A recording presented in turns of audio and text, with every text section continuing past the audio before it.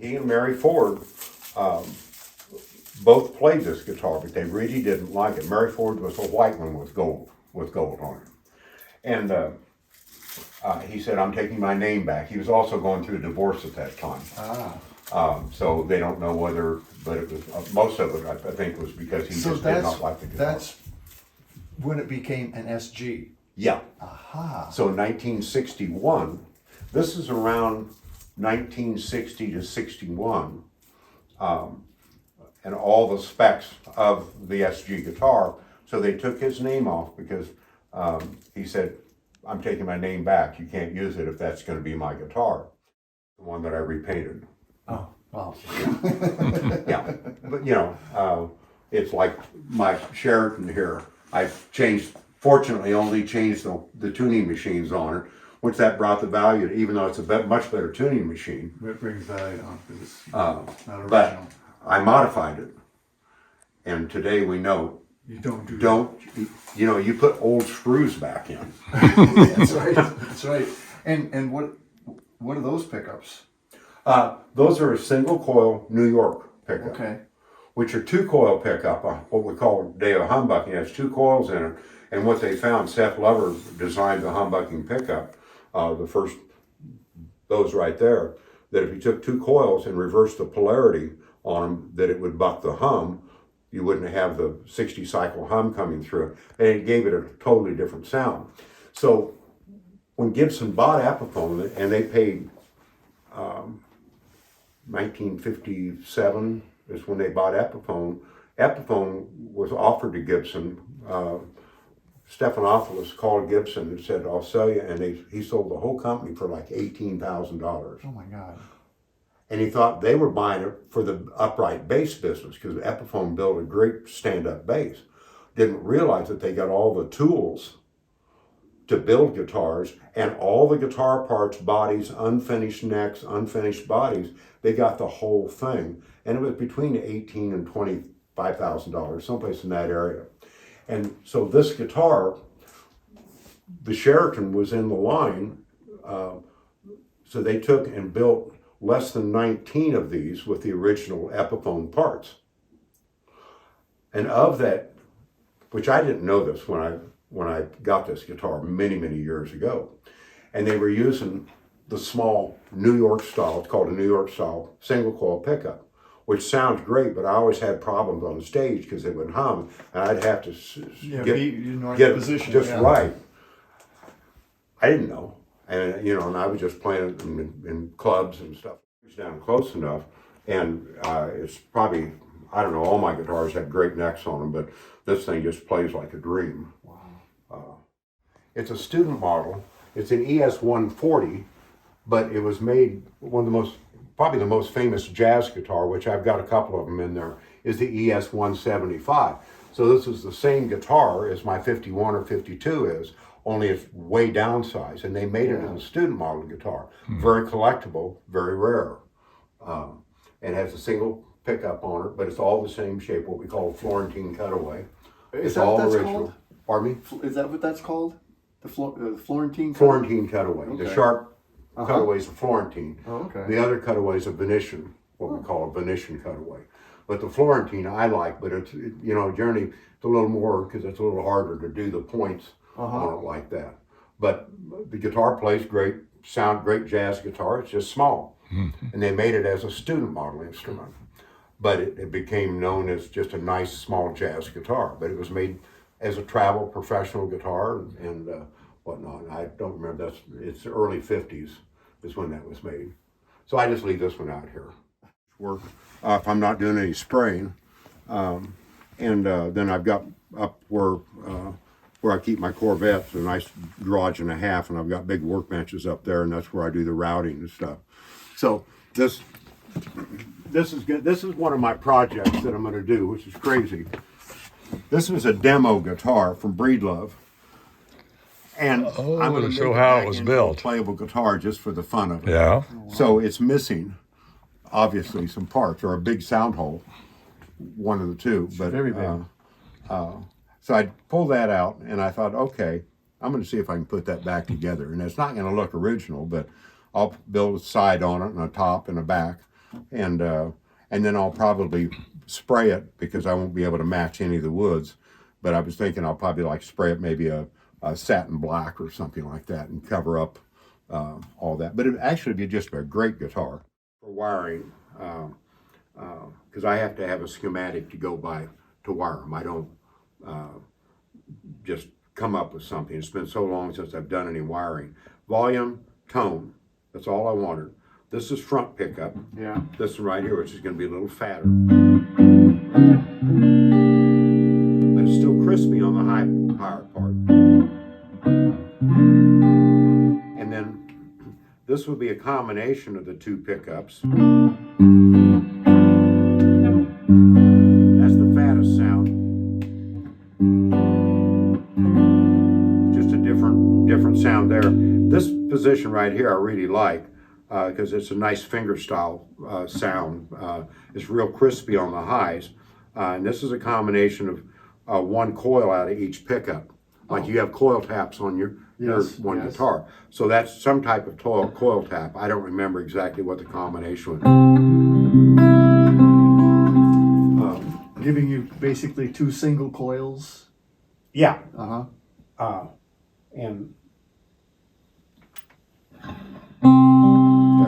there. Now I've got, I had the amplifier set up for a different guitar.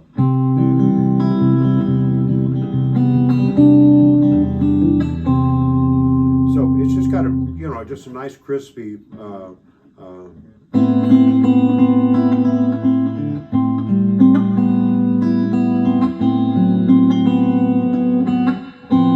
it has a more of an acoustic sound. And then the bridge pickup, which is brighter, and I never use the bridge pickup. I'll use it in combinations. So that's a drop top that I did on it. I showed Roger these pictures quite a while back. And what I did was I carved the top all the way around, and then I did that just because I could. That's where the arm would go, but it was just kind of a decoration thing. And then I started doing that on the 2 guitars that I've done so far. Just some of my students call where I keep the Corvette the Bat Cave. It's a carbon flash 12 grand sport, and it looks a little bit like the Batmobile, I guess. So, but anyway, so this is kind of my insignia too of doing the inlay on it. That's just something I came up with, and I reshaped the body from what it originally was. It originally had tits coming up here that would dig into your chest, and then this hooked around. This was originally called the seagull, and this I think was the beak, and it sat on your leg, and it just dug into your leg. So a big belt sander took care of that real quick. And that's really what I did. And I probably ruined the value of the guitar, but I don't care because it's not for sale. And then the latest one, because when I ordered this wood literally 40 years ago, I had enough to do one more guitar. And so I thought, and this is a Telecaster body. I reshaped it. Started with Tele. Yeah, I cut it down. And then I did the inlay, the maple. I had enough maple left to do this and stained this just to give it a different flair. Carved the top. This is ash. And then instead of leaving the plastic covers, here I made these out of wood and fit those down in. This is where the strings came through. Yes. All right. Well, I didn't want the strings coming through the back, so I made a fake cover and fit that in, routed it out, and cut the piece of wood, and then put screws in it to make it look like it was a cover. It's not. It's glued in. And then I did a drop on the back of the headstock, which would be the same wood as I used on the front. So how thick is that?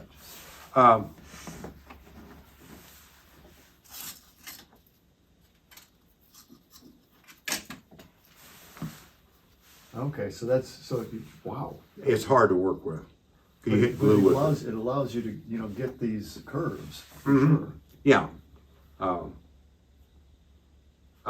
And then the headstock, I have multi layers on here. That's really nice. And I then beveled it noticed that, to yeah. give it a trim around it. And then my That's truss rod cover, Beautiful.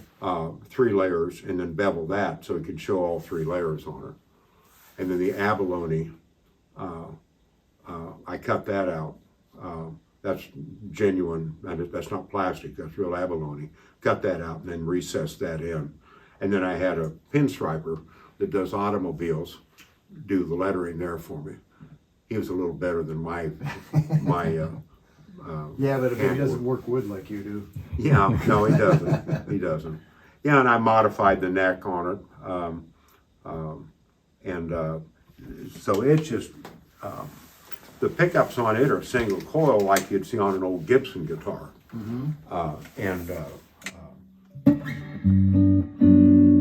they're real warm sounding. Yeah. Back to a single coil pickup again. So,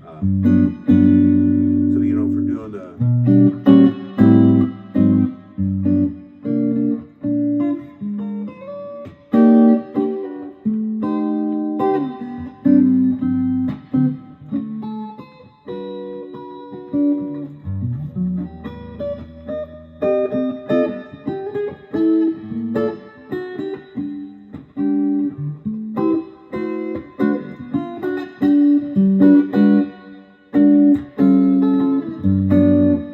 Just big fat. Real crispy though. Depends on how hard I hit it.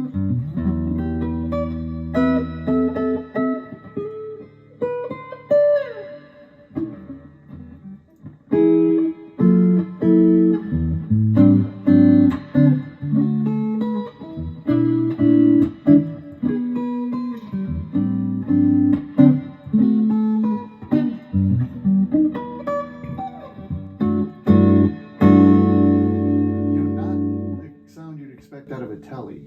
Yeah. And is that a telly neck? Wow. No, this is a Stratocaster neck Oh. that I modified. So originally the headstock was just a plate. Yeah. So just a flat plate. And so I shaped the headstock and cut it to the design I wanted. And I based it off of that.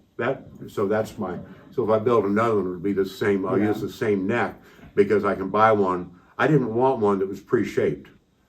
Yeah, And see, I like- this asymmetry in the top, which Yeah. is kind of interesting.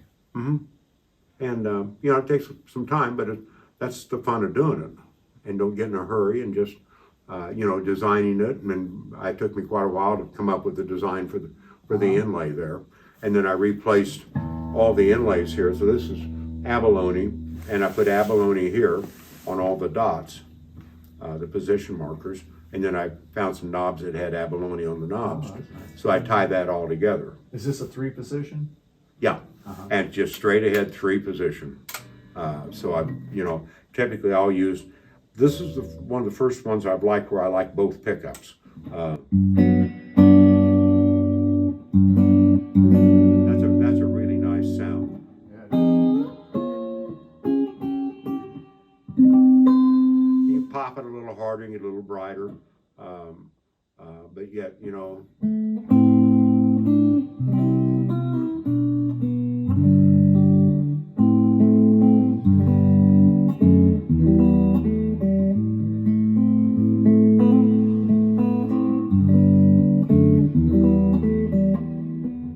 nice warm and yet crisp.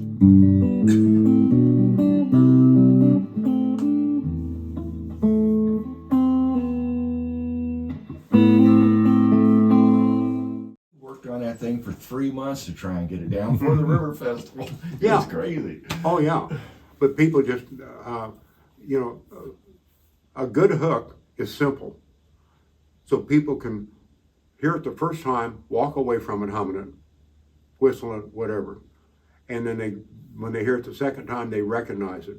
And that's why, I always joke about jazz. It's complicated music, but if you can't follow it, people don't remember it. And there's a lot of great jazz musicians, Hank Garland for one, that got me interested in playing.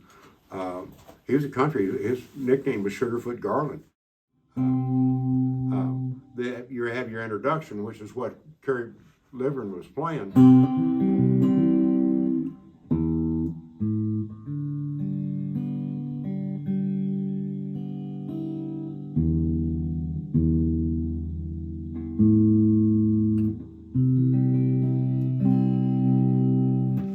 So the introduction, that's the big hook.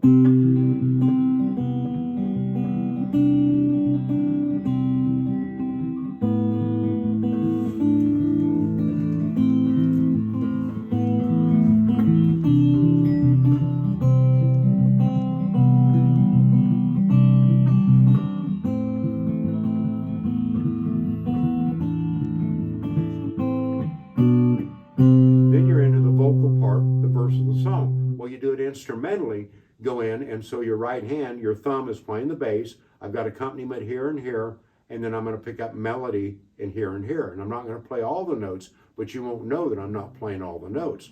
So, you know, where you're going, like, if you're doing the vocal, I close my eyes, like that. All right, so I'll play those notes and work the other parts in. I'm not going to play all the notes. I'm going to play the key notes. And this is what I teach my students, how to break it down and what notes to play. So you have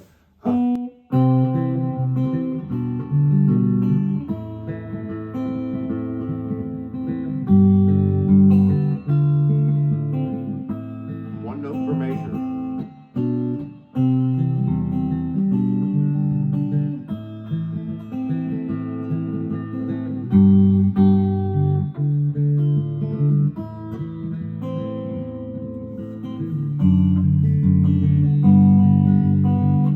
Just the key melody notes.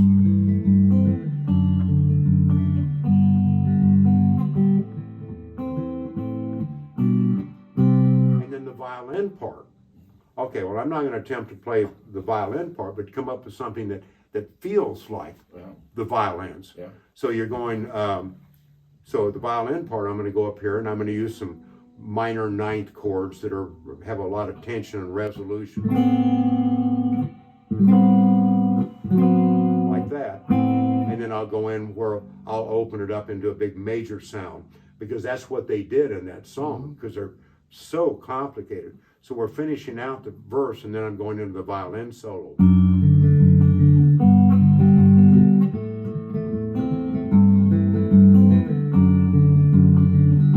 Violin.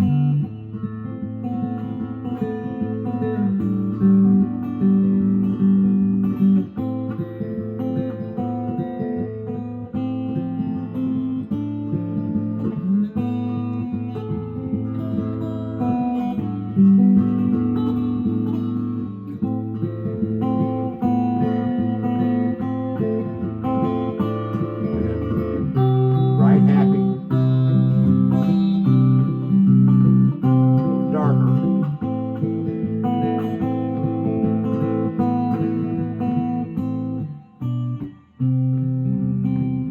You're back into the song again. You're gonna love this.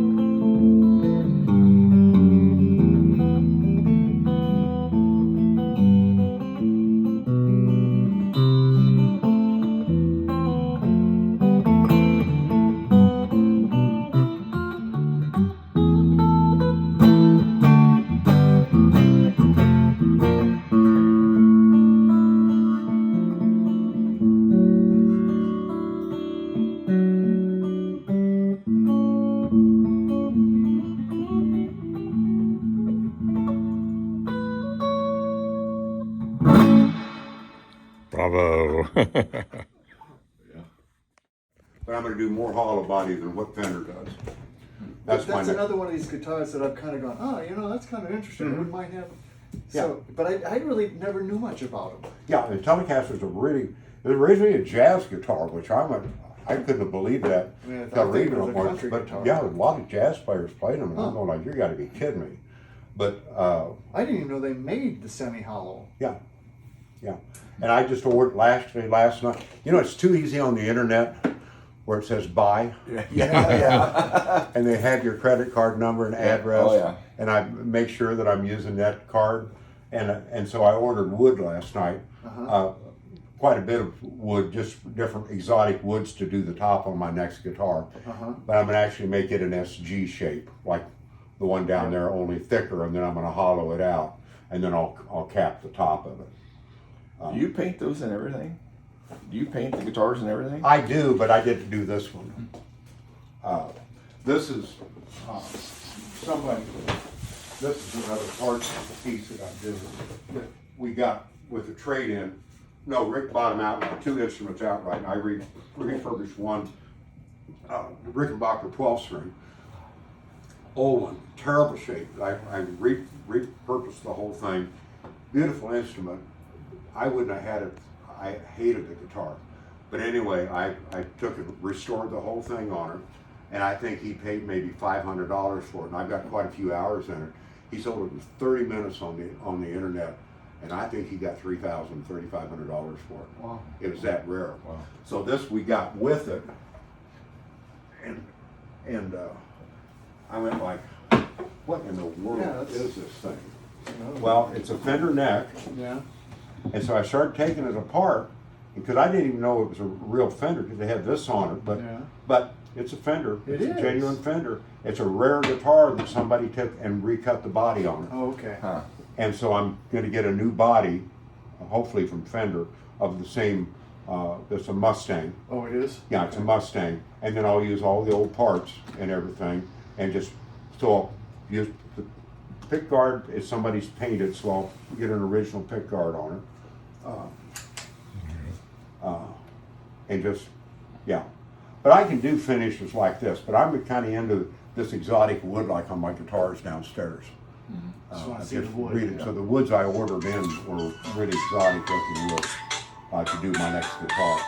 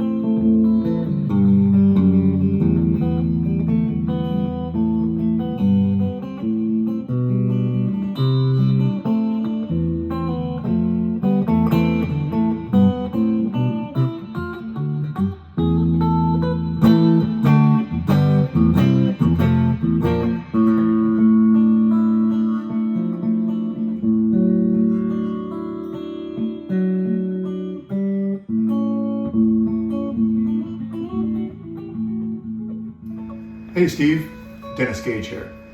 A while ago, Roger Morrison reached out to me, actually quite a while ago, and said he was putting together a video about our visit back in Feb, and asked if I'd do something for it. And I said, sure. He's probably going to get a lot more than he bargained for. But if you recall, this was back in Feb. I was in Salina because I was the special guest at the first anniversary celebration at the Garage Automotive Museum in downtown, which is a very cool place. And I was looking forward to that.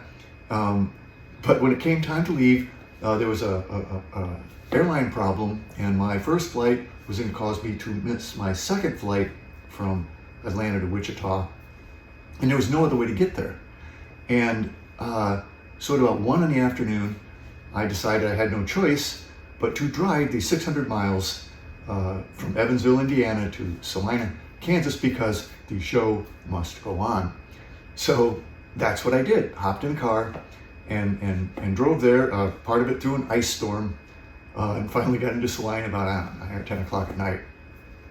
Somewhat dazed and confused, and basically hit the hotel and crashed out.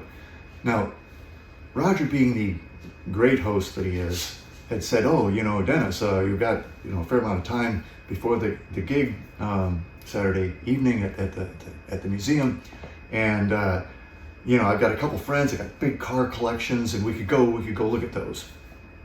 And really, I love cars, but this is what I do for a living. And in fact, I'm going to be talking cars all night at the museum, and I was feeling more like, I just sort of like to hide in my hotel. But Roger said, I've also got this friend, Steve, and he's a really interesting guy. He's a musician. I know you're a musician, or were, and he got a lot of guitars, and I know you like guitars. And I said, okay, fine, let's do that.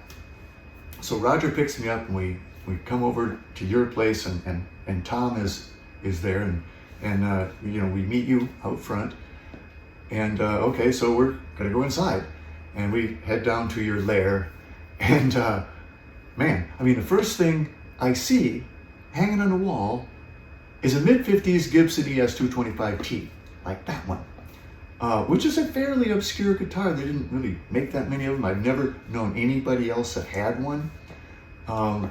And so that I was taken aback by that. And then over here is this gorgeous Epiphone Sheraton, and you kind of told me about the whole Gibson's acquisition of Epiphone for something like $18,000, something crazy, and then you whip out this like 61 Les Paul SG, which I didn't even know was a thing, and I said, well, that just looks like an SG. You said, that's because it is an SG, and it was really the new improved Les Paul that was going to replace the original Les Paul, and did in 61, and Les Paul hated it, and 2 years later they made him take his name off of it, and it went on to just be the SG. They brought back out the original Les Paul, and the rest, as they say, is rock and roll history.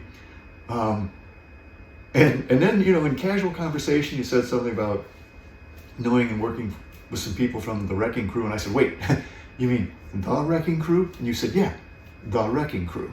And I'm like, these people are legend. Who is this guy? And then it just kept going from there. I think at that point, time sort of stopped for me. I know Roger and Tom were there, but I hardly remember that. I was locked on you. You just blew me away. So now we're surrounded by all these guitars. You have this vast knowledge of not only guitars and the history of them, but certainly of music and of theory. And we work our way over. We sort of sit down in the corner of the room, and I happened to notice on the stand there was a sheet music for Classical Gas.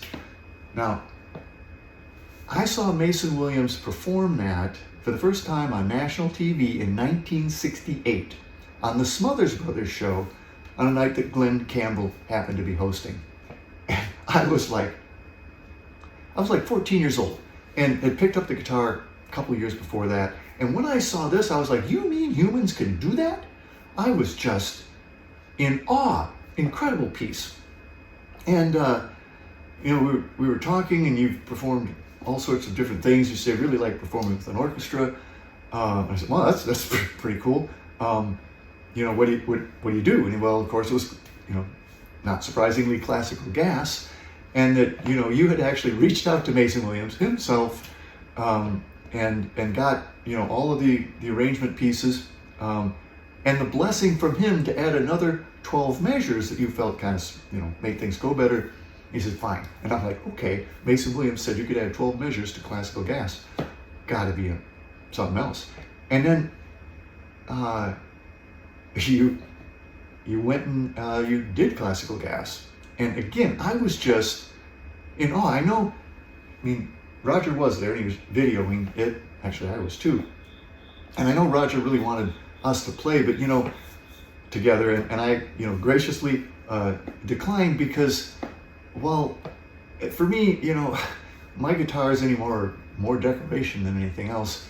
And while I, was a performer at one time, and I could still chord around, it honestly had been like 40 years since I played, and I just, you're amazing, and I'm not.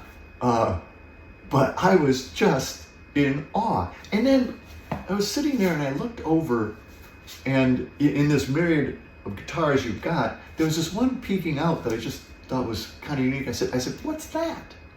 And you said, oh, that's an Ovation CE 48P, I think. Unique, with these sound holes up here and solid down here. And I mean, man, that thing's beautiful. And so I decided I had to go find one, and I did. I do think it's beautiful. I love the thin hollow body, because Ovations, like we talked, Ovations can be a little big, and you try and sit and play them, they do this, they slide off your leg. But this, it sits beautifully. It feels so nice. It's got a lovely tone.